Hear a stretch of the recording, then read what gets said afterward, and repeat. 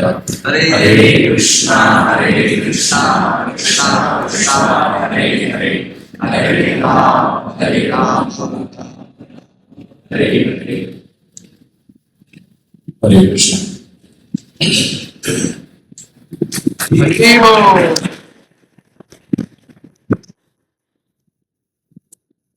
आप सबका स्वागत है शनिवार सत्संग में। तो आज हम कथा करेंगे कृष्ण बलराम के बारे में। भगवान के वृंदावन की दिव्य लीलाएं। भगवान का जन्म भगवद गीता में भगवान को मेरा जन्म मेरी लीलाएं दिव्य है। इसको भौतिक संसार की चीजों से कंपेयर नहीं किया जा सकता। जैसे लोग कहते हैं ना, कृष्ण की इतनी गोपियां हैं तो मैं भी रख सकता हूँ। महादेव जी तो भांग पीते हैं, मैं भी पी सकता हूँ। तो लोग खुद को भगवान से कंपेयर करते हैं और एंजॉय करने की कोशिश करते हैं। और श्रील प्रभुपाद इसका बहुत अच्छा जवाब देते हैं। प्रभुपाद कहते हैं भगवान ने तो गोवर्धन पर्वत भी उठाया था, आप उठाइए। भगवान ने तो जहर भी पी लिया था, महादेव ने तो आप भी पिए। वो नहीं कर सकते हम। तो हमें भगवान की लीलाएं हैं, इनको कॉपी करने की आवश्यकता नहीं है। इन भगवान के इंस्ट्रक्शन है, उसको जीवन में उतारने की आवश्यकता है। तो भगवान की लीलाओं के बारे में आज हम चर्चा करेंगे। एक श्लोक आता है, एक बहुत सुंदर ग्रंथ लिखा है श्री नयानंद ठाकुर ने। श्री नयानंद ठाकुर जो है उन्होंने ये लिखा है श्री श्री प्रयोग भक्ति रसात्मक। अभी श्री नयानंद ठाकुर कौन है?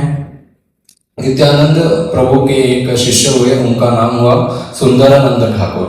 अभी सुंदरानंद ठाकुर के शिष्य हुए श्री नयानंद ठाकुर। सुंदरानंद ठाकुर कौन है? वे गौलोक में सुदामा है।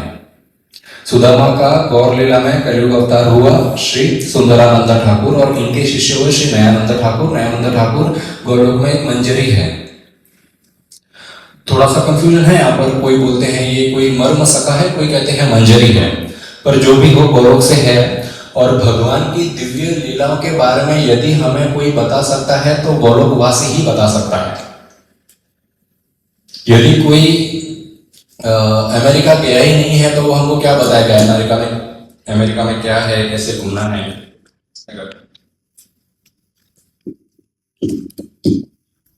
कोई अमेरिका गया ही नहीं है तो वो हमको बता नहीं सकता अमेरिका में क्या देखने लायक है, क्या घूमने लायक है। या फिर कोई वृंदावन गया है तो वो हमें गाइड कर सकता है कि ये मंदिर देखने, ये चीजें हैं जहां पर हमें दर्शन करने जाना है। इसी प्रकार गौलोक वृंदावन की जो कथाएं यहाँ पर है, जो वहां पर रह चुका है वही बता सकता है, उनके अतिरिक्त नहीं बता सकता कोई। तो यहाँ पर ये गौलोकवासी है जो आचार्य बनकर कलयुग में यहाँ पर आए हैं और वहां की दिव्य लीलाएं जिनमें उन्होंने भाग लिया है, जिन्होंने अपने आंखों से देखा है, उसको ग्रंथ के माध्यम से लिखकर यहाँ हमको बताते हैं। तो श्री श्री भक्ति प्रयोग भक्ति रसात्मक बड़ा ग्रंथ है, बहुत सारे श्लोक हैं। इसमें से आज हम केवल एक श्लोक के ऊपर ही चर्चा करेंगे। तो मैं ये श्लोक बोलता हूं, आप मेरे पीछे रिपीट करना। जलधर शशिवर्णो जलधर शशिवर्णो गोपवेशो किशोरो सहचर गणवृन्दै क्रीडामनो व्रजेशो नटवरजितवेशो नीलापीताम्बरत्यो जगत जनन हेतो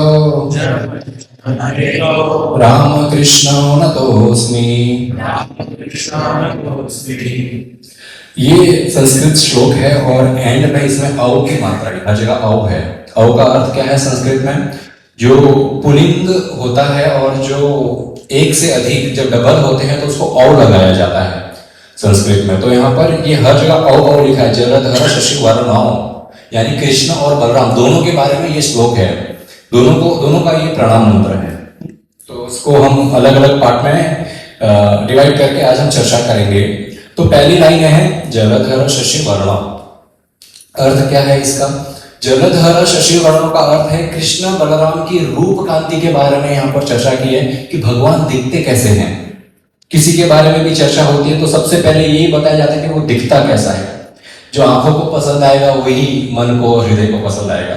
जब कोई सगाई करने जाते हैं तो सबसे पहले रूप देखा जाता है कि दिखते कैसे हैं, फिर आगे की चर्चा। सबसे पहले रूप इंपॉर्टेंट है। तो भगवान का रूप, हाँ ऑफ कोर्स कैरेक्टर सबसे ज्यादा इंपॉर्टेंट है, रूप इंपॉर्टेंट नहीं है, कैरेक्टर ज्यादा इंपॉर्टेंट है। पर भगवान का, क्योंकि यहाँ संसार में कैसा होता है ना, लोग बाहर से बहुत अच्छे दिखेंगे, कैरेक्टर खराब निकलेगा। और शायद भौतिक संसार की नजरों के हिसाब से बाहर से लोग ज्यादा सुंदर नहीं दिखेंगे, परंतु कैरेक्टर उनका उत्तम होगा, सबसे अच्छे होंगे वो।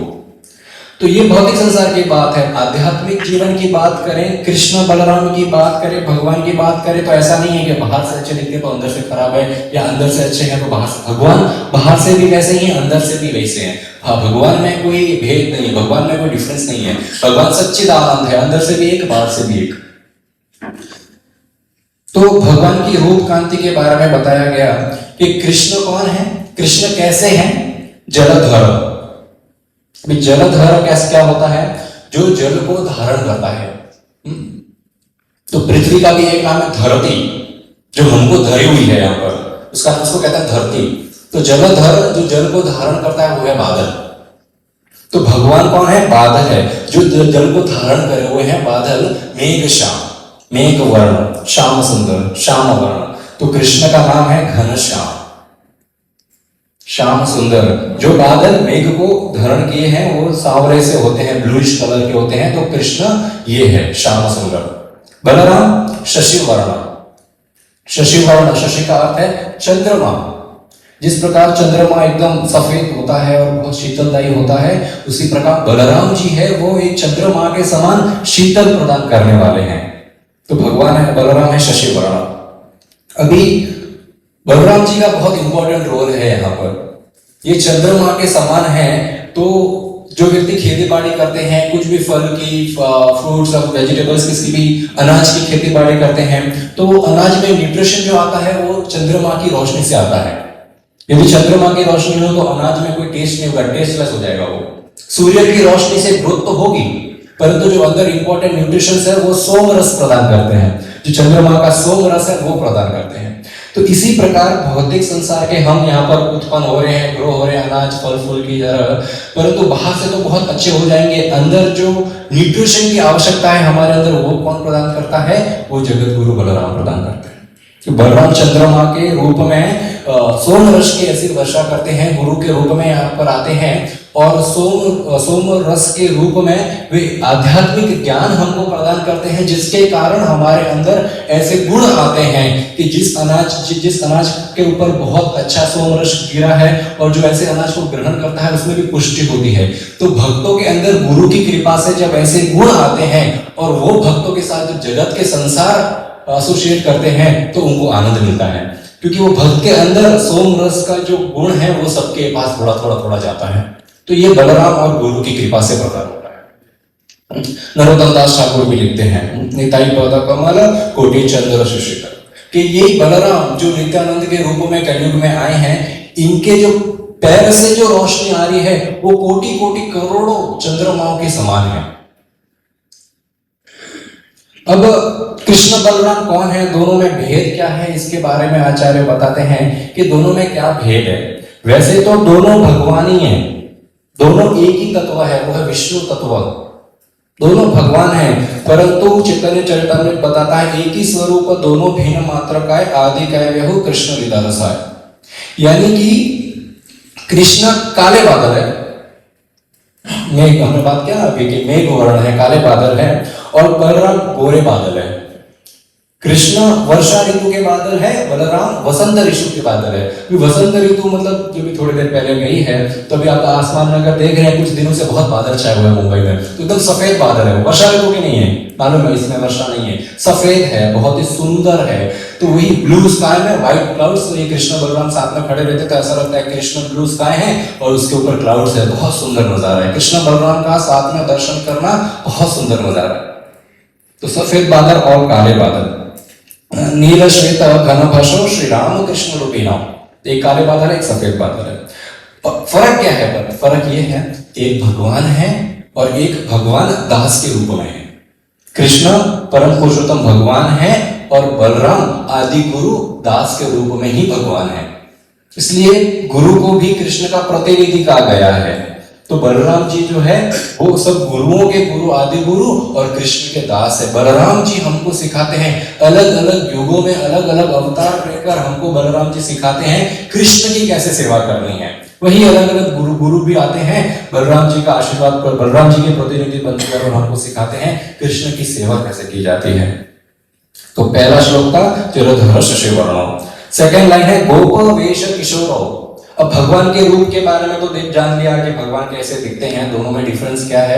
अब भगवान कपड़े कैसे पहनते हैं, यहां पर लिखा है गोप वेश किशोरो।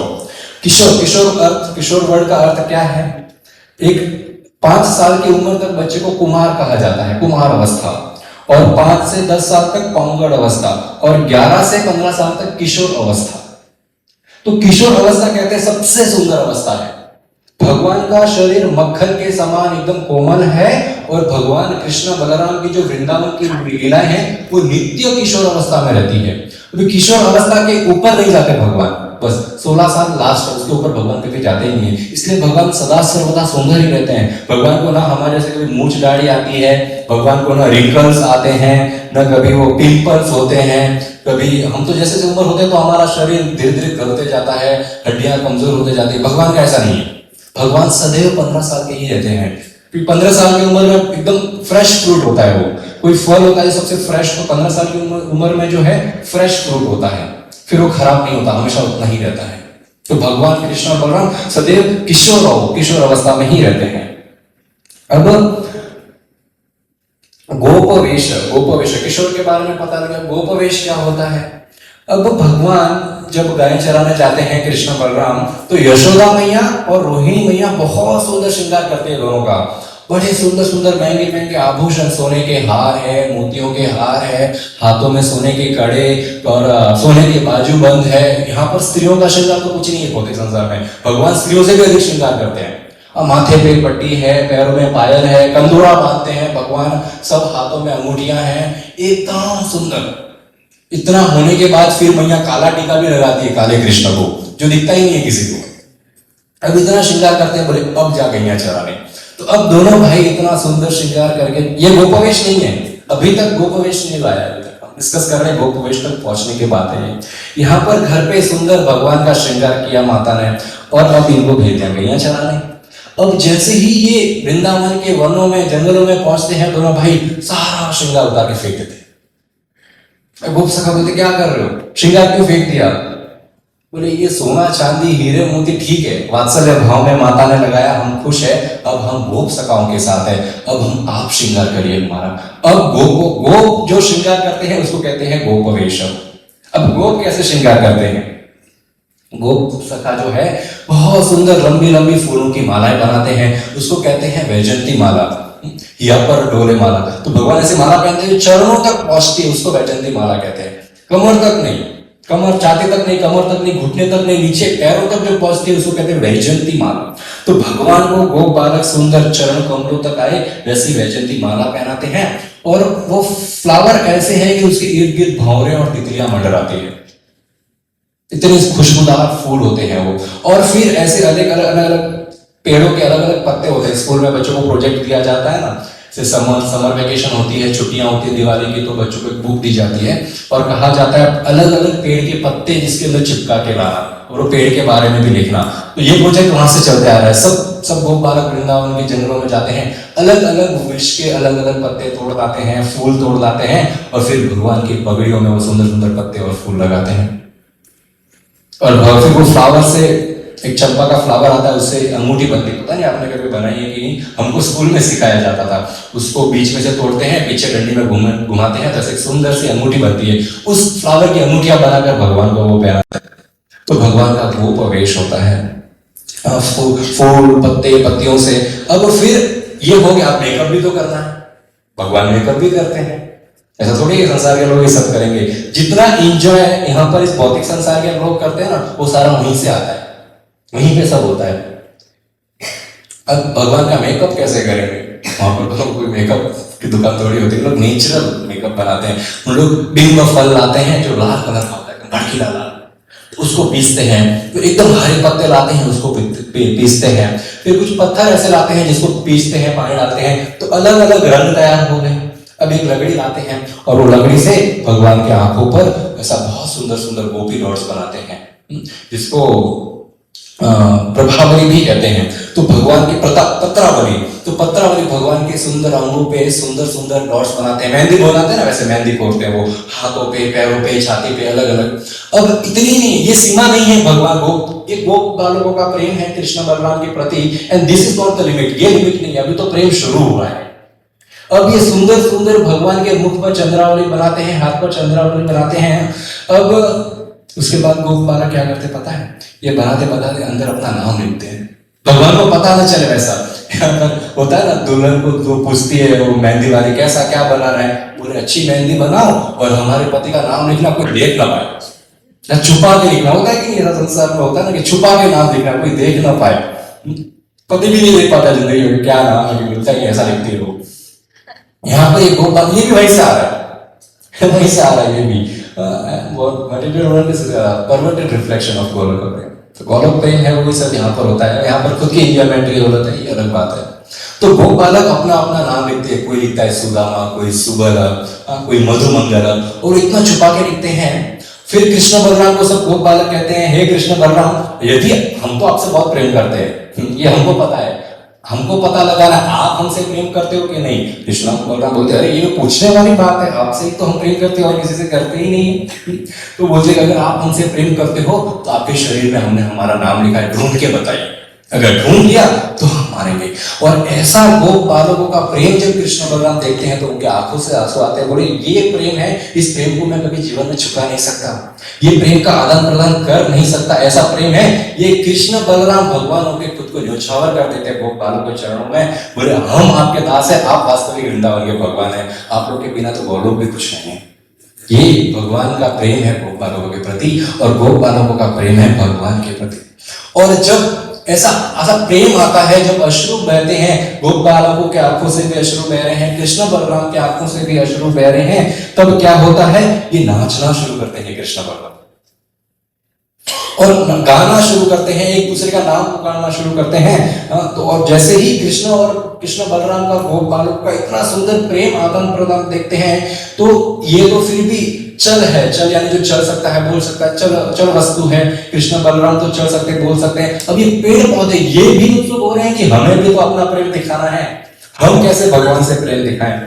तो आचार्यगण लिखते हैं, वृंदावन तरुर लता प्रेमे कोई हरि कथा। ये वृंदावन की जो तरुर लता है, ये पेड़ पौधे हैं, जब भगवान का और गोप बालों का ऐसा प्रेम देखते हैं तो इनके पत्तों से अपने आप हरि कथा निकलनी शुरू हो जाती है, कुछ बोलने की आवश्यकता नहीं है। वहां पर पेड़ का भी ऐसा सौभाग्य है, वो भी हरि कथा करता है, मुख की आवाज नहीं है, हर एक एक पत्ते से वेदों का एक एक श्लोक निकलता है, और उन पेड़ों में बैठे जो पंछी है वो सुंदर सुंदर कीर्तन करना शुरू कर देते हैं। ये कृष्ण बलराम के पास तो नहीं जा सकते ना, पेड़ तो चल के जा सकते नहीं, पंछियों को शर्म आती है उड़ के जाने के लिए, डर रहता है, तो दूर बैठ के ये प्रेम देखकर अपना प्रेम उनका श्रेष्ठ झलकता है कृष्ण कथा के रूप में और कृष्ण कीर्तन के रूप में। ये एक माध्यम है, जब भगवान को टच नहीं कर सकते और भगवान को प्रेम भी करना है तो कृष्ण कथा करनी चाहिए, कृष्ण कथा सुननी चाहिए, कीर्तन करना चाहिए, इस माध्यम से हम भगवान से संपर्क में आ सकते हैं।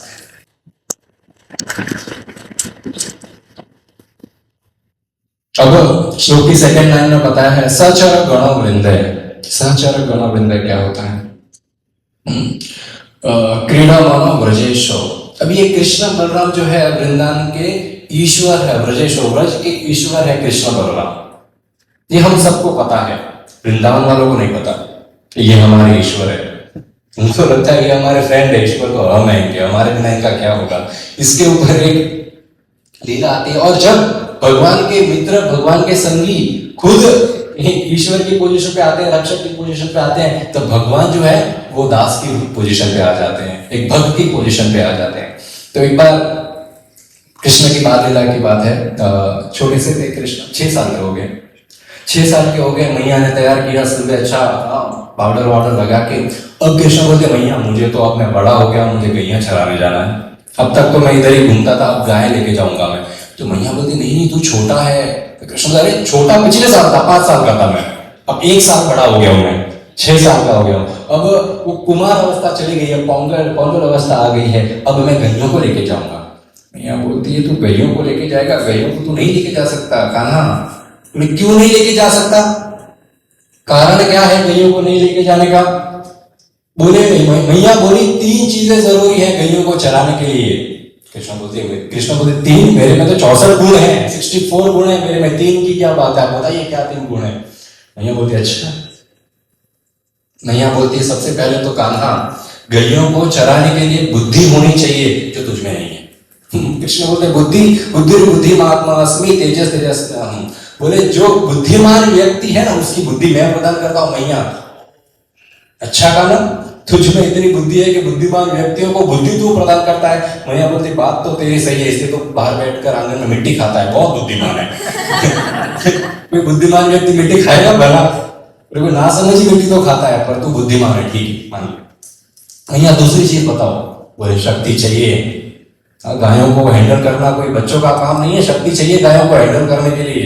कृष्ण बोलते हैं बलम बलवताम चाहम काम राग विवर्जितम। बोले सब बलवान का बल मैं प्रदान करता हूं मैया। बात तो ये भी सही है, लोगों के घर माखन चोरी करने में, मटके उठाने में बल तो चाहिए, वो तुझमें भरपूर है। चोरी करने के लिए तो बलवान होना जरूरी है, भागने के लिए बल चाहिए, भारी मक्खन के मटके उठाने के लिए बल चाहिए, उसको फेंकने के लिए बल चाहिए। बोले बलवान तो तू है। हाँ भैया। तीसरा कंडीशन क्या है? मैया बोलती है गैयों को वन में चराने के लिए दिशा के बारे में पता होना चाहिए, किस दिशा में जाना है, वरना घूम जाओगे। तो कन्हैया बोलते हैं हाँ ये तो मुझे पता है, ये दिशा के बारे में तो मुझे भी नहीं पता, मैं दिशा पहचान ही नहीं सकता। मेरे भक्त मुझे जहां बुलाते हैं मैं दिशाहीन होकर वहां चला जाता हूं। कोई बालक हो, कोई पात्र हो, अपात्र, पापी हो, कैसा भी हो, बस वो मेरा नाम जप करे मैं दिशाहीन हो जाता हूँ। मुझे जाना मेरे भक्तों की ओर चाहिए जो कहीं युगों से तपस्या करते बैठ रहे हैं, पर मैं रास्ता मोड़ लेता हूँ, दिशाहीन हो जाता हूँ, और जो एक बार मेरा नाम जप कर रहा है उसके पास चला जाता हूँ। दिशाहीन तो हूं मैं। मैया बोलती आप कैसे कहीं चल रहेगा? तो बोले दाऊ जी आते। हाँ मैया मैं बड़ा हूं, मैं दाऊ हूं, मैंने इससे अधिक जीवन देखा है। कितना? 1 साल। मैंने अधिक जीवन देखा है, मैं कृष्ण को देखता हूँ। मैया बोलती है ठीक है बलराम, अब आप कैसे लेके जाएंगे और आप क्या करेंगे? बलराम बोलते मैया एक प्रॉब्लम है। क्या? बोले ये सुनता नहीं है किसी की, आपकी नहीं सुनता मैया, मेरी क्या सुनेगा?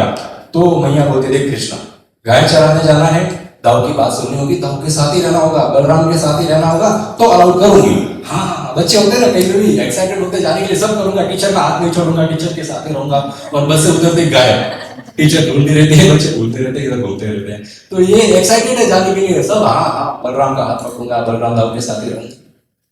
अब मैया को फिर भी चिंता है, तो मैया बोलती है दाऊ जी आप रक्षा करोगे कान्हा की? हाँ मैया, मेरे प्राणों से भी प्यारे हैं कन्हैया, पूरे वृंदावन के प्राण है कन्हैया, उससे भी प्यारे है कन्हैया। बोले कन्हैया को कुछ नहीं होने दूंगा।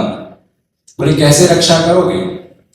बलराम जी बोलते जिस प्रकार आंखों के ऊपर ये पलके हैं ना आंखों की रक्षा के लिए, बस ये कृष्ण आंखें हैं मेरी और इनके ऊपर मैं पलक हूं, कृष्ण के सदैव रक्षा करूंगा। मैया बोलती है कि कैसे सिचुएशन ऐसी प्रॉब्लम्स आई तो कैसे उसका सॉल्यूशन निकालोगे? प्रॉब्लम भी बताओ और सॉल्यूशन भी बताओ, क्योंकि प्रॉब्लम क्या है वन में वो तो आपको ही पता है। तो बलराम जी बोलते हैं कि हाँ मैं वृंदावन जाऊंगा, वन में जाऊंगा, कन्हैया को पेड़ पे चढ़ने नहीं दूंगा। बोले क्यों? बोले ये ऐसा बंदर है, पेड़ पे चढ़ना तो जानता है, उतरना नहीं जानता। पेड़ पे चढ़ता है फिर मैया मैया होता रहता है, तो बोले फिर मेरे को ऊपर चढ़ना पड़ेगा, फिर हमको उसको उतारना पड़ेगा। तो बोले इसको मैं पेड़ पे नहीं चढ़ने दूंगा। हाँ ये तो फिर बोले मैं इनको फल नहीं खाने दूंगा। बोले फल नहीं खाना? क्योंकि वृक्ष पे कौन से सांप ने किस फल को डसा है और फल जहरीला हो गया हो और कन्हैया को खिला दो तो मैं फल नहीं खाने दूंगा, जो घर से प्रसाद लेके जा रहे वही खिलाऊंगा। बोले और हर 2 घंटे में कुछ ना कुछ खिलाऊंगा। बच्चे हर 2 घंटे में भूखे होते हैं, तो हमारे कन्हैया हर 2 घंटे में भूखे होते हैं। तो यहाँ पर भी दिन में 6 बार, मतलब हर 3-3 घंटे में भगवान को भोग लगता है, भगवान भूखे हो जाता है। तो बोले हर 2 घंटे में कुछ ना कुछ खिलाते रहूंगा वरना फिर होएगा ये। अच्छा और कैसे इनकी रक्षा करोगे? बलराम बोलते जहां जहां चलेंगे ना पहले मैं आगे जाऊंगा, वहां पे पत्थर कांटे जो भी है वो साफ करूंगा, एकदम कोमल जमीन करूंगा, फिर मेरे कन्हैया को मैं लेके जाऊंगा। क्योंकि मेरी कन्हैया चप्पल तो पहनते नहीं है, क्योंकि गाय नहीं पहनती तो ये नहीं पहनते, ये नहीं पहनते तो मैं नहीं पहनता, मैं नहीं पहनते हम दोनों नहीं पहनते तो गोपालक भी नहीं पहनते, पैरों में कांटे लग सकते हैं। तो बोले भाई को कांटे नहीं लग सकते। बोले और नहीं इसको धूप में नहीं जाने दूंगा। बोले क्यों? ये काला हो जाएगा। और काला हो जाएगा, ऑलरेडी काला ही है ये तो, पर और काला ना हो जाए, इसलिए इसको धूप में भी नहीं जाने दूंगा। तो मैया बहुत खुश हो जाती है। दाऊ जी का ऐसा प्रेम कृष्ण के प्रति देखती है तो बहुत खुश हो जाती है। और बलराम बलराम ऐसी ऐसे व्यक्ति है बलराम जिनके अंदर कृष्ण के प्रति दास्य भाव भी है, सेवा करते हैं अलग अलग अवतार में आकर। वात्सल्य भाव है, वात्सल्य भाव क्या, बड़े भैया का भाव है तो छोटे भाई को बेटे के जैसे प्रेम करते हैं। और साख्य भाव भी है, जब वन चले जाते हैं तो फ्रेंड के जैसे कृष्ण के साथ खेलते हैं। तो सभी भावों का जो खजाना है वो बलराम जी है। बलराम जी से सारे भाव उत्पन्न होते हैं और दिखते भी हैं वृंदावन की लीलाओं में। तो अब और एक लीला है बहुत छोटी सी वृंदावन की। अब नंदगांव यहाँ से कोई गया है? वृंदावन गया है? वृंदावन नंदगांव में, नंदगांव में कृष्ण बलराम के दर्शन किए हैं। दोनों एक जैसे दिखते हैं, दोनों काले हैं, दोनों के हाथ में बांसुरी है, एक जैसे कपड़े हैं। क्यों हैं? एक बार क्या हुआ, बलराम जी ने कहा देखो अभी राक्षस बहुत आतंक मचा रहे वृंदावन में, पता नहीं कब आके कृष्ण को मार दे, काम करता हूं मैं कृष्ण की जैसा कपड़ा पहन लेता, तो पहले मीर से अपना मुकाबला करके फिर कृष्ण के पास जाएंगे। तो वो कृष्ण के ऐसे सामने हो जाते हैं और कृष्ण के जैसे पीताम्बर वस्त्र पहनते हैं, बांसुरी लेते हैं, मुकुट लगाते हैं, बहुत सुंदर। फर्क ही नहीं मालूम पड़ता बलराम कौन है कृष्ण। और आतंक ज्यादातर नंदगांव में हो गया है ना, इसीलिए नंदगांव में आज भी बलराम कृष्ण के रूप में ही बैठे हैं। तो जब एक बार केशी नाम का राक्षस जब कंस ने भेजा तो केशी ने कहा कि बताओ भगवान दिखते कैसे, मारू कैसे? ना फोटो वगैरह तो नहीं, वांटेड है, इसको पकड़ के लाना। खाली रूप रंग के बारे में बताया, बोले सावले हैं, पीताम्बर वस्त्र पहनते हैं, बांसुरी रखते हैं, मोर मुकुट है, वो कृष्ण है, एक ही है ऐसा व्यक्ति वृंदावन, उसको मारना। केसी चले गए और नसीब से उस दिन आगे बलराम जी आ गए। अब बलराम जी आ गए कृष्ण के रूप में, किसी को लगा यही कृष्ण है और जोर से लात मार दी। और इतना जोर से लात मारी, बलराम जी उड़कर पीछे गिरे। पहली बार सुन रहे हैं ऐसा, बलराम जी हार गए, उड़कर पीछे गिरे और केशी तो वहां से भाग गया, उसको लगा मैंने कृष्ण को मार दिया। और बलराम जी भागते कृष्ण के पास गए, बोले कृष्ण मैं तेरी रक्षा नहीं कर सकता, ये तेरे कपड़े तू रख, तेरा मुकुट तू रख, तेरी बांसुरी तू रख, मैं कीकू तू बन के रहे। इतना मारते हैं लोग, इतना मार नहीं खा सकता। बलराम जी तो नाम में ही बल है, बहुत ताकत है, पर कृष्ण को आनंद प्रदान करने के लिए, कृष्ण को बताने के लिए, कृष्ण आप पावरफुल है, मैं पावरफुल नहीं हूं, आप हमारी रक्षा करना, हम आपकी क्या रक्षा करें। और जब नेम गिविंग सेरेमनी होती है ना, कृष्ण और बलराम का जब नामकरण किया जाता है तो गर्ग आचार्य, गर्ग मुनि आते हैं, वहां पर गौशाला में नामकरण रखा जाता है। तो बलराम जब छोटे छोटे से रेंगते हैं ना, और जब यशोदा मैया बोलती है ना दाऊ दाऊ इधर आओ, आते नहीं। रोहिणी एक बार बोलते हैं, बलराम भाग के चले जाते हैं। तो गर्ग आचार्य यहाँ पर बताते हैं यशोदा मैया और रोहिणी मैया दोनों बैठी है गौशाला में, दोनों के गोद में बच्चे हैं। गर्ग आचार्य बताते हैं कि और इधर अच्छा की बात क्या मालूम है, यशोदा मैया के गोदी में बलराम बैठे हैं, रोहिणी के गोदी में कृष्ण बैठे हैं। गर्ग मुनि बोलते आप लोग मेरे को बेवकूफ नहीं बना सकते। बोले मेरे को पता है रोहिणी मैया अनंत काल से बलराम की माता है और यशोदा मैया अनंत काल से कृष्ण की माता है। आप लोग दोनों ऐसे बच्चे को लेके बैठे हो, इसका तो एक ही कारण मुझे लगता है, क्या? यदि खुद के बच्चे को खुद की गोदी में रखे तो ना माता बच्चे को देख पाती है, ना बच्चा अपनी माता को देख पाता है, एक दूसरे की गोदी में रहता है। तो यशोदा रोहिणी के गोद में अपने कन्हैया को देख रही है, कन्हैया अपने माता को देख रहे हैं। यहाँ पर रोहिणी यशोदा की गोदी में अपने बलराम को देख रही है, बलराम अपनी माता को देख रहे हैं। एक पल के लिए भी आंखों से दूर नहीं हो सकते, इतना प्रेम है आपस में मैया में और कृष्ण और बलराम में। अब अगले श्लोक पर जाते हैं। सहचर गण वृंदे के बारे में तो हमने पता लगा दिया। क्रीड़ा मनो ब्रजेशो, ये भी क्रीड़ा करते हैं, अलग अलग गेम्स खेलते हैं वृंदावन में। नटवर जीत वेश, नृत्य करते हैं। भगवान का एक नाम है नटवर, दोनों का, कृष्ण का बलराम दोनों का नाम है नटवर। नटवर का अर्थ है जो बहुत सुंदर नृत्य करते हैं। तो वन में दोनों नृत्य कर रहे हैं, थोड़ी देर पहले चर्चा की ना, अभी श्रृंगार तो हो गया, बहुत सुंदर श्रृंगार हो गया, गोप वेश धारण कर दिया, अब नृत्य शुरू करेंगे। आचार्य लिखते ना, सुंदर बाला सचिर दुला नाचत श्री हरि। तो यहाँ पर हम वर्ड चेंज कर देंगे, सुंदर बाला यशोदार दुलारा नाचत श्री हरि कीर्तन में। तो ये श्री हरि कीर्तन में नाच रहे अभी, और कीर्तन कौन कर रहे हैं? गोप सखा, अलग अलग वादन, अलग अलग इंस्ट्रूमेंट्स लेके, कोई फ्लूट बजा रहा है, कोई मृदंग बजा रहा होगा, कोई हारमोनियम बजा रहा है, कोई करताल बजा रहा है, कोई शंख बजा रहा है, हाँ, कोई तालियां पीट रहा है। ये भी इंस्ट्रूमेंट है, कोई इंस्ट्रूमेंट नहीं हो तो इसको इंस्ट्रूमेंट बना रहा हो, तालियां पीटनी चाहिए कीर्तन में। तो ये तालियां पीट रहे हैं और इतना सुंदर गायन हो रहा है, पक्षी गा रहे हैं, मोर मयूरी गा रहे हैं, और ये मृदंग बजा रहे हैं, और इतना सुंदर आवाज में कृष्ण और बलराम सुंदर नृत्य शुरू करते हैं, बहुत अच्छे से नृत्य करते हैं।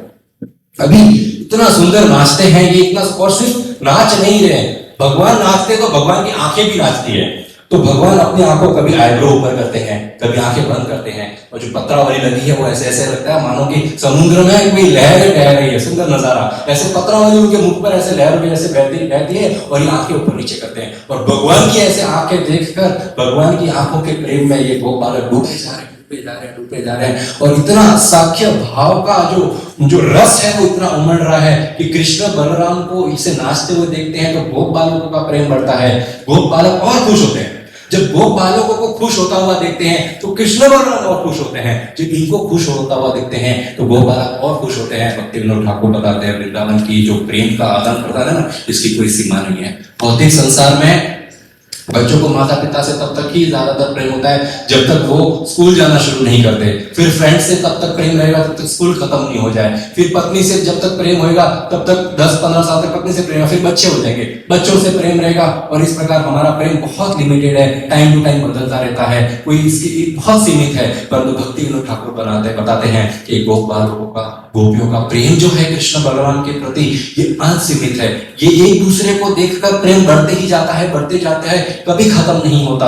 और ये गोप बालक और ये गोपियां ऐसे भगवान के भक्त है कि ये खुद की संतुष्टि के लिए, खुद के आनंद के लिए कृष्ण की कभी सेवा नहीं करेंगे। इनको ऐसा चाहिए नहीं कि हमको आनंद आएगा कृष्ण बलराम की सेवा करेंगे, नहीं, कृष्ण बलराम को आनंद आएगा इसलिए ये सेवा करते हैं। जब कोई सेवा भगवान के आनंद के लिए की जाती है तो वास्तविक आनंद मिलता है, और ना खुद के लिए की जाती है तो आनंद थोड़ी देर में खत्म हो जाता है, बोर हो जाता है। लोग विग्रह सेवा करते हैं ना, तो नए नए विग्रह होते तो बहुत सेवा करते हैं, फिर बोलते बोर हो गया, फिर भगवान का सेवा करने का मन नहीं। क्यों? हमारे आनंद के लिए कर रहे हैं। जब भगवान के आनंद के लिए करेंगे तो सालों साल वो प्रेम बढ़ता ही जाएगा, बढ़ता ही जाएगा, बढ़ता ही जाएगा। तो यहाँ पर ऐसा गोप बालकों का और भगवान का आदान प्रदान देख रहे थे। और भगवान इतना सुंदर सुंदर नृत्य कर रहे हैं, ऐसे ऐसे स्टेप्स कर रहे हैं कि पूरे संसार में कोई ऐसा नृत्य नहीं कर सकता। और ये देखकर मोर मयूरी भी लज्जित हो गए। और मोर मयूरी बहुत फेमस है, बोले जब वर्षा ऋतु आती है तो मोर और मयूरी नाचते हैं। तो ये मोर मयूरी झाड़ियों के पीछे देखकर नोट्स ले रहे हैं कि डांस कैसे किया जाता है। कृष्ण बलराम का इतना सुंदर गान है, हरि नामे मरते हुए हरि नाम ऐसे दे, मयूर मयूरी प्रेम में नाचे खेले। तो भगवान नाच खेल रहे हैं, ये देखकर मोर मयूरी का उत्साह बढ़ रहा है, वो भी नाच खेल रहे हैं और नोट्स ले रहे हैं कि किस प्रकार डांस किया जाता है। और इतने में कृष्ण बलराम का ऐसा सुंदर नृत्य देखकर आकाश में देव कन्या जमा हो गई, गंधर्व आ गए और अप्सराएं आ गई, ये भी नोट्स लेने आई है कि डांस कैसे किया जाता है। भगवान का इतना सुंदर सुंदर नृत्य देखते हैं। और ये सब जब होता है तो भी ज्यादा नृत्य करते तो क्या होता है,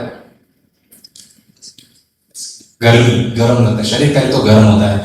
अभी शरीर गर्म हो गया कृष्ण बलराम का नृत्य करते करते, अब कौन सहायता करेगा? बोलते तो हमारे प्रजाति के दोनों भाई तो, एक वसंत ऋतु के बाद, एक वसंत ऋतु के बादल है, एक वर्षा ऋतु के बादल है। हमारे प्रजाति में दोनों ने जन्म लिया है तो हमारी तो कर्तव्य बनता है इनकी सहायता करना। तो बादल इस प्रकार आपस में डिस्कस करते हैं और पूरे वृंदावन के ऊपर सुंदर सुंदर बादल का कवर छा लेता है, कोई धूप नहीं आती। ऐसा मानो प्रतीत होता है कि सुंदर वसंत ऋतु आ गया है बस। और इतना सुंदर ठंडी ठंडी पवन देव भी आ जाते हैं, ठंडी ठंडी हवाएं चलती हैं। अब फिर भी ये नृत्य नहीं रोकते, दोनों इतना सुंदर नृत्य करते हैं और ज्यादा नृत्य करते हैं, शरीर गर्म हो जाता है तो पसीना निकलना शुरू होता है, धीरे धीरे बूंदे आती है मुख से। तो बादल सोचते हैं देखो अब तो पक्का गारंटी है बादल ही है, तो बारिश भी हो रही है इनके शरीर से। तो बोले कि हमारे होते हुए ये कैसे वर्षा करेंगे, इनको हम तकलीफ नहीं पहुंचाएंगे। तो इतने में वो बादल तो हल्की हल्की बारिश करना शुरू कर देते हैं। तो वृंदावन का इतना सुंदर नजारा हो जाता है, हर जगह छांव है, हरियाली है, पेड़ है, एक तरफ यमुना बह रही है, एक तरफ कदम वन है, बीच में ग्राउंड है, वहां पर हजारों की संख्या में गैया घेरे हुए हैं पूरा जंगल, और फिर हजारों की संख्या में गोप बालक है, बीच में कृष्ण और बलराम नृत्य कर रहे हैं, हर जगह छांव है और हल्की हल्की बारिश। तब इतनी सुंदर हल्की की बारिश हो रही है कि इनकी गर्मी खत्म हो गई, पूरी कृष्ण और सुंदर नृत्य कर सकते हैं। इतने में स्वर्ग लोक में देव जो गण बैठे हैं वो देवगण कहते हैं हमारी कन्या कहाँ गई, काफी टाइम हो गया दिख नहीं रही है। तो किसी को खबर मिलती है कि वृंदावन गई है, कृष्ण बलराम का दर्शन करने वृंदावन गई है, कृष्ण बलराम का सुंदर नृत्य देखने के लिए। बोले हमारी कन्या वृंदावन गई, हम भी जाएंगे। इतने में उन बादलों के पीछे छुपकर इंद्र इत्यादि सभी देवतागण आते हैं और इतना सुंदर भगवान का नृत्य देखते हैं। तो हम भी भगवान का दर्शन करने जाते हैं ना सुबह ऊपर, तो क्या करते हैं, हम पुष्प चढ़ाते हैं भगवान। तो ये पुष्प भर भर के देवगण लेके आए हैं और आसमान में बारिश के साथ साथ ये ये रोज की पंखुड़ियां भी गिर रही हैं भगवान के ऊपर, और पानी के साथ साथ पंखुड़ियों का भी वर्षा हो रहा है, फूल अर्पण कर रहे हैं भगवान के चरणों में। तो हम जो ये कर रहे हैं ये काल्पनिक नहीं है, ऐसा मत सोचना एक फूल से क्या होगा। देखो तो इतने अच्छा श्रृंगार करते हैं लोग, आरती कर रहे हैं, एक फूल, अरे एक फूल देव करने, देवगण भी तड़पते हैं ये फूल भगवान को ऑफर करने के लिए। रोज मौका नहीं मिलता है, यहाँ पर प्रभुपाद की कृपा से रोज मौका मिलता है। रोज आओ, रोज कृष्ण को फूल अर्पण करो, और भगवान एक्सेप्ट करते हैं। अब ये तो हो गया नटवर जितो विश्व। नेक्स्ट है नील पीताम्बरत्यो, अर्थात अर्थ क्या है इसका कि भगवान नीले और पीताम्बर कलर के वस्त्र पहनते हैं, ब्लू और येलो कलर के वस्त्र पहनते हैं। अब नृत्य कर रहे हैं, हम स्टोरी भी कंटिन्यू करेंगे कपड़ों के ऊपर। अब नृत्य कर रहे हैं तो यहाँ पर बहुत सारे प्रभुगण हैं, तो नृत्य करते हैं, यदि धोती कुर्ता में नृत्य करते तो क्या प्रॉब्लम होती है? धोती लगती है पैरों के बीच में, बार बार आकड़ आती है, गिरते हैं, पड़ते हैं। बस कृष्ण बलराम नृत्य का आकड़ आ रही है, तो एक स्टाइल होता है प्रभुगण जानते हैं, सब सेंटर में से धोती को फोल्ड करते हैं और कमर में अटका देते हैं, ये भी वहीं से आ रहा है। तो कृष्ण बलराम रोकते हैं, अपने धोती को ऐसे ऊपर लेके साइड में अटका देते हैं। अब धोती को साइड में अटकाया है, पीतांबर कलर की है, नीले कलर की वस्त्र है, अटकाया है। अब मौका मिला पैरों में बांधी हुई जो पायल है उसको अपना रूप दिखाने का, अपनी सेवा दिखाने का। और भगवान इतना सुंदर नृत्य करते हैं कि आचार्य गण लिखते हैं, पहिरण पीतांबर शोभे मुकुर ऋण चूर्ण चरण मन। तो भगवान के चरणों में जो ये नुपुर है, भगवान नृत्य करते हैं, अपनी पीतांबर धोती अपनी कमर में अटकाते हैं तो ये बजती है। और जब ये बजती है तो इसमें से हजारों हजारों की संख्या में वेदों के जो श्लोक है वो निकलते हैं और ब्रह्मा जी को प्राप्त होते हैं, और वो हमको ब्रह्मा जी प्रदान करते हैं कि सारे वेद शास्त्र भगवान की नुपुर की ध्वनि से उत्पन्न होते हैं। सोचो भगवान की कितनी मान है, भगवान का बाकी शरीरों में जो चीजें लगी है वो कितनी मान होगी, जो पैरों में नुपुर है उसमें से भी वेद निकल रहे हैं। तो यदि भगवान के चरणों में जाना है तो वेद पुराणों का आश्रय लेना है। तो हम नुपुर तक, जहां पर नुपुर सदैव सर्वदा भगवान के चरणों में रहती है, और वही वेद शास्त्र पुराण हमको सिखाते हैं भगवान के चरणों में कैसे रहना है। कैसे रहना है? नुपुर रुंझुन करके। रुंझुन कैसे किया जाए? कीर्तन में, भगवान का कीर्तन करके। जब हम वो रुंझुन गाएंगे तो भगवान का चरण यूं मिल जाएगा, क्योंकि वही काम है नुपुर का और वही काम है भक्तों का, भगवान की चरणों में सदैव है। तो यहाँ पर भगवान कैसे ध्वनि मंत्र उतर रहे हैं। अब कोई सवाल पूछेगा भगवान हमेशा येलो क्यों पहनते हैं, भगवान हमेशा ब्लू क्यों पहनते हैं, राधा रानी भी ब्लू क्यों पहनती है? तो आचार्यगण बताते हैं जो दिल में होता है वो बाहर आ ही जाता है। अभी राधा रानी के दिल में कौन बसा है? बलराम के दिल में कौन बसा है? कृष्ण का रंग क्या है? श्याम वर्ण, ब्लूइश। तो इसीलिए इनके हृदय में कृष्ण ब्लू कलर के हैं, तो वस्त्र भी इन लोग ब्लू कलर के ही पहनते हैं, ताकि कहीं पे भी आईना देखे, कुछ भी देखे, या फिर कोई व्यक्ति भी उनको देखे तो पहले उनके वस्त्र देखकर उनको कृष्ण का स्मरण हो। तो हम तिलक लगाते हैं, कंठी पहनते हैं, बहुत बार लोग कंप्लेन करते हैं क्या तुम लोग इतना दिखावा करते हो, कंठी से थोड़ी भगवान मिलेंगे, तिलक से थोड़ी भगवान मिलेंगे, धोती टोपी से थोड़ी भगवान मिलेंगे। भगवान हमको मिले नहीं मिले, जिसने ये रूप देखा उसको कृष्ण का स्मरण होना। हरे कृष्ण वाला ये कृष्ण वाला है, इस पर वाला है। तो ये कृष्ण बलराम जी और राधा रानी ऐसे वस्त्र पहनते हैं कि इनको देखने से किसको भी कृष्ण का स्मरण हो जाए। यही जीवन का गोल होना चाहिए। हमको हमारा प्रेम बढ़ाने के लिए महान नहीं होना है, हमारा प्रेम होने के लिए हमको फेमस नहीं होना है, हमारी तालियों के लिए हमको कुछ ऐसा नहीं करना है, हमको वही करना है जिससे हमारे माध्यम से लोग प्रभुपाद को और कृष्ण को पहचान सकें। वही हमारा लक्ष्य है यहाँ पर। और कृष्ण पीतांबर क्यों कहते हैं? क्योंकि कृष्ण है, राधा रानी बसी है, और राधा रानी कौन है? गौरा, सोने के अंग वाली है राधा रानी, पीतांबर रंग वाली है राधा रानी। तो कृष्ण राधा रानी का वो भाव लेते हैं और खुद येलो कलर का पहनते हैं, ताकि कोई कृष्ण के सामने जाए तो कृष्ण के लिए पहले राधा रानी, येलो पहना है ना, अर्थात पहले राधा रानी का कृपा प्राप्त होएगा तब मेरा कृपा मिलेगा। ये कृष्ण हमको सिखाते हैं। इस प्रकार दोनों आवश्यक है। अब नेक्स्ट लोग आता है जगत जनम हेतु। ये कृष्ण बलराम जो है ये पूरा जगत का, खासकर बलराम जी पूरा जगत का कल्याण करने के लिए ही अवतरित होते हैं। अब लक्ष्मण के रूप में आए बलराम राम की सेवा करने के लिए 14 साल तक लक्ष्मण ने बिना सोए, बिना खाए, बिना पिए केवल राम की सेवा की है। हर क्षण राम के साथ खड़े थे वे। और वही बलराम अनंत शेष के रूप में आते हैं। जब कृष्ण महाविष्णु गर्भोदक्षाय विष्णु के रूप में आते हैं तो ये अनंत शेष के रूप में भगवान को सोने के लिए शैया देते हैं। और ये अनंत शेष के रूप में आते हैं तो इनके हजारों हजार मुख होते हैं। आचार्य लोग बताते हैं कि कोई भक्त वैकुंठ चला जाए या फिर कोई गर्भोदक्षाय चला जाए तो वहां पर जब गर्भोदक्षाय विष्णु को देखता है तो पीछे अनंत शेष के मुख देखता है। और ये अनंत शेष के मुख कहां पर खत्म होते हैं ये दिखता ही नहीं है। हजारों हजारों की संख्या में इनके मुख है और वो अनंत शेष बताते हैं कि मेरे हजारों करोड़ संख्या मुख है और इन मुखों से मैं निरंतर भगवान का गुणगान गाता हूं, फिर भी ये मुख कम पड़ रहे हैं। हम एक मुख से कितना भगवान का गुण गा सकते हैं, दो कानों से कितना सुन सकते हैं, बहुत कम। इतनी भगवान की महिमा है। पर भगवान का नाम, भगवान का रूप ऐसा है कि अगर आप पूरा कटोरा भी अमृत पी लो तो भी अमर हो जाओगे। एक बूंद देवताओं के जैसे अगर मिल गई तो भी अमर होना निश्चय है। तो भगवान का कितना भी गुण हो, थोड़ा सा भी हरि कथा सुन लिया तो भगवत प्राप्ति निश्चय है। पूरा कटोरा की आवश्यकता नहीं। और इसमें भक्त बताते हैं कि ज्यादा इतने अभी कुछ लोग भक्ति नहीं करते। हमारे सनातन धर्म में बहुत सारे लोग भक्ति नहीं करते, उसका एक कारण है। बोले इतने सारे देवी देवता, इतने सारे शास्त्र, क्या करेंगे क्या नहीं करेंगे, किसको करें किसको राजी रखें। अरे हमारे वरिष्ठ भक्तगण बताते हैं श्रीमद् भागवतम, भगवद गीता और चैतन्य चरितामृत, ये तीन ग्रंथ भी केवल पढ़ लिए ना तो बाकी सारा इसका आ गया।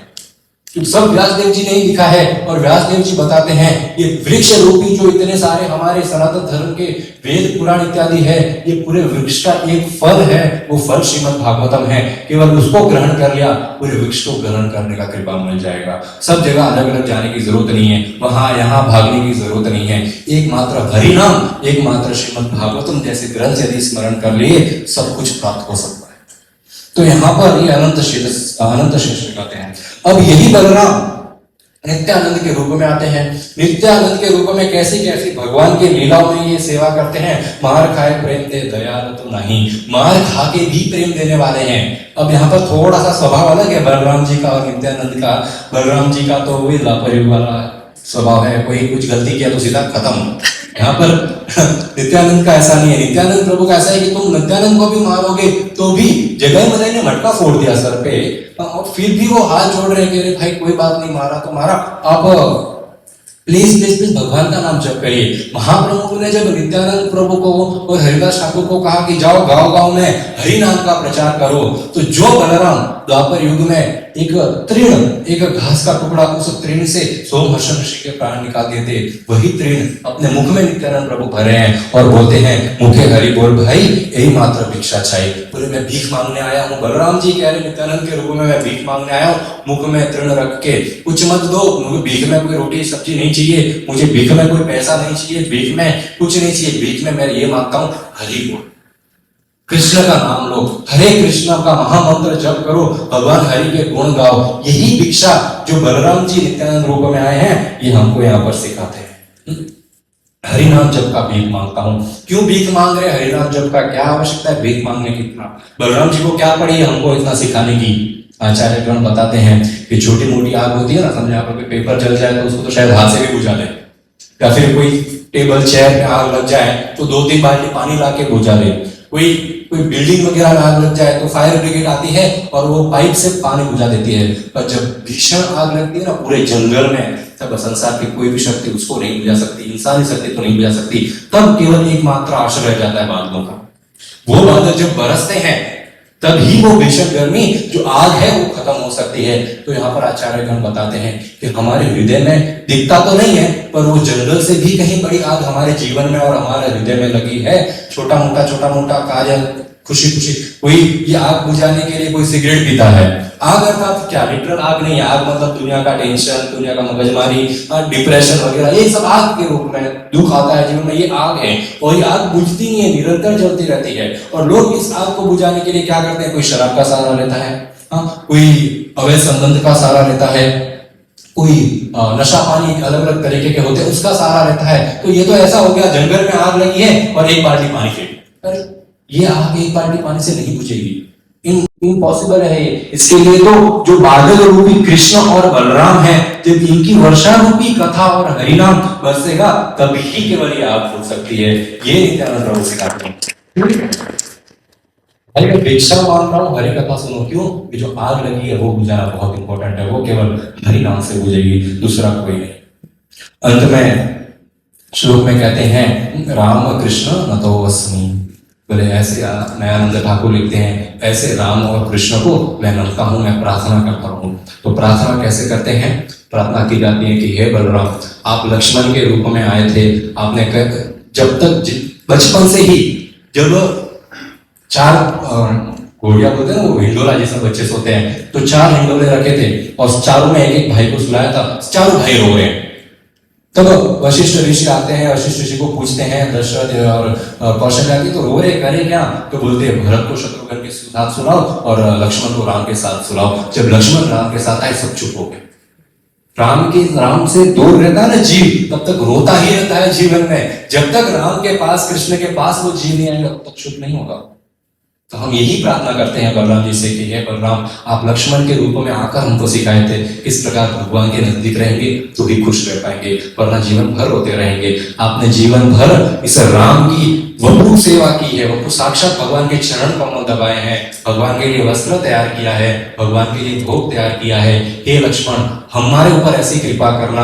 हम आपको नमस्कार करते हैं कि हम भी वही राम कलयुग में विग्रह के रूप में आए हैं, गौर नेता है कृष्ण बलराम राधा कृष्ण के रूप में वही राम आए हैं, उनकी हम भी वपु सेवा कर रहे हैं। जिस प्रकार आप बिना थके, बिना बोर हुए अपने राम की सेवा किए, तो हम पर ऐसी कृपा करना कि हम भी हमारे विग्रह की बिना बोर हुए, बिना थके, एकदम निस्वार्थ भाव से सदैव हम सेवा करते रहें। वही बलराम से हम प्रार्थना करते हैं। अनंत शेष के रूप में आप बलराम जी आए और महाविष्णु को अपनी गोद में सुलाया है। हम भी यही प्रार्थना करते हैं कि हमारे हृदय में भी जहर बहुत भरा है ना, नाग अनंत शेष है, जहर होता है सांप के अंदर, तो हमारे हृदय में भी जहर बहुत भरा है। तो आप ऐसी कृपा करना वो जहर खत्म हो जाए, और जैसे आपने अपनी गोद में सुलाया है विष्णु को, वैसे हम भी हमारे हृदय को एक गोद में बनाए, एक प्रेममयी गोद बनाए, जिसमें सर्वदा कृष्ण आराम करते रहें और इस स्थान को कभी छोड़कर नहीं जाए। ये हम बलराम से प्रार्थना करते हैं। हम बलराम से प्रार्थना करते हैं कि आप नित्यानंद के रूप में आए, महाप्रभु की सहायता की। महाप्रभु का क्या सहायता किया? हरि नाम प्रचार करने के लिए नित्यानंद रूप में आके प्रचार किए। तो आप बलराम जी से हम यही प्रार्थना करते हैं कि जिस प्रकार नित्यानंद प्रभु के अंदर भाव थे हरि प्रचार, हरि नाम प्रचार करने का, उसी प्रकार हमारे हृदय में भी वही भाव आए कि जैसे आपने महाप्रभु का सहायता किया था, वैसे हम भी महाप्रभु के सेनापति श्रील प्रभुपाद का सहायता करें।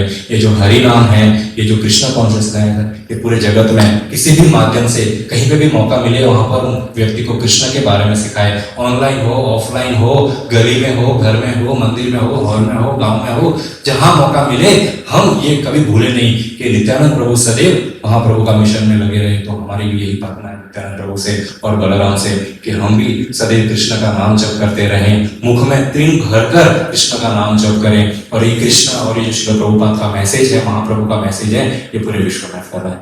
Thank you so much. Hare Krishna.